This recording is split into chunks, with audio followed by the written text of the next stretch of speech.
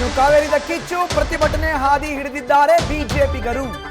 KRS ಮುತ್ತಿಗೆಗೆ ಹಾಕಲು ಕಮಲ ಪಡೆ ಈಗ ತಯಾರಿಯನ್ನ ಮಾಡ್ಕೊಳ್ತಾ ಇದೆ. ಬಿವೈ ವಿಜಯೇಂದ್ರ, ಆರ್ ಅಶೋಕ್ ನೇತೃತ್ವದಲ್ಲಿ ನಡೆಯುವಂತಹ ಹೋರಾಟ ಇದು. ಕಾವೇರಿ ಹೋರಾಟದಲ್ಲಿ BS ಯಡಿಯೂರಪ್ಪ ಕೂಡ ಭಾಗಿಯಾಗ್ತಾರೆ. ಅವರಿಗಾಗಲೇ ಮೈಸೂರಲ್ಲಿ ಇದ್ದಾರೆ, ಅಲ್ಲಿಂದ ನೇರವಾಗಿ ಶ್ರೀರಂಗಪಟ್ಟಣದ KRS ಡ್ಯಾಮ್ಗೆ ಹೋಗ್ತಾರೆ. ಅಲ್ಲಿ ಹೋರಾಟದಲ್ಲಿ ಭಾಗಿಯಾಗ್ತಾರೆ.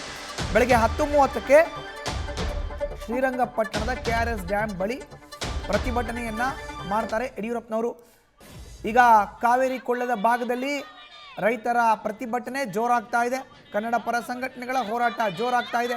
ಇವತ್ತು BS ಯಡಿಯೂರಪ್ಪನವರು ಕೂಡ ಅಖಾಡಕ್ಕೆ ಧುಮುಕ್ತಾ ಇದ್ದಾರೆ.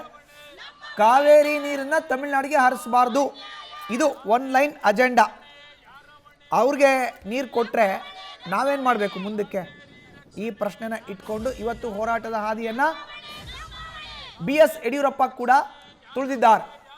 ನೋಡಿ, ಪ್ರತಿಭಟನೆ ವಿಚಾರದ ಲೆಕ್ಕಾಚಾರ ನೋಡೋದಾದ್ರೆ JDS ನಾಯಕರು ಈಗ ಅವರ ಅನುಪಸ್ಥಿತಿನಲ್ಲಿ ಹಳೆ ಮೈಸೂರು ಭಾಗದಲ್ಲಿ ಬಿಜೆಪಿ ಹೋರಾಟಕ್ಕೆ ಮುಂದಾಗಿದೆ.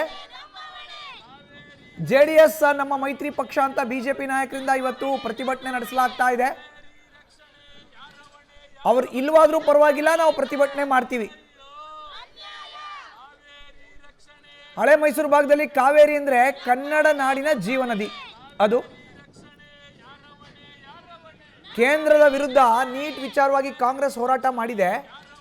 ಈಗ ನಾವು ರಾಜ್ಯ ಸರ್ಕಾರದ ವಿರುದ್ಧ ನಮ್ಮ ಸರದಿ ಪ್ರತಿಭಟನೆದು ಕಾರಣ ಏನಂದ್ರೆ ತಮಿಳುನಾಡಿಗೆ ನೀರು ಹರಿಸುತ್ತಲ್ಲ, ತಮಿಳುನಾಡಲ್ಲಿ ನಿಮ್ಮದೇ ಮೈತ್ರಿ ಪಕ್ಷ ಇರೋದಲ್ವಾ, ಮಾತಾಡಿ. ಅಲ್ಲಿ ರಾಜ್ಯದಲ್ಲಿ ನಾವು ಕಾವೇರಿ ವಿಚಾರದಲ್ಲಿ ಕ್ರೆಡಿಟ್ ತೆಗೆದುಕೊಳ್ಳೇಬೇಕು.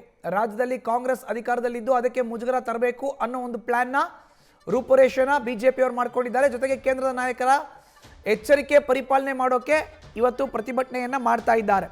ಒಂದು ಕಡೆ ರೈತರಿಗೆ ನಾವು ಬೆಂಬಲವನ್ನು ಸೂಚಿಸಬೇಕು, ಈ ಕಡೆ JDS ಅವರು ಇಲ್ಲಾಂದ್ರೂ ಪರವಾಗಿಲ್ಲ ನಾವು ಹೋರಾಟ ಮಾಡಬೇಕು ಅಂತ ಅವ್ರದ್ದು ಪ್ಲಾನ್.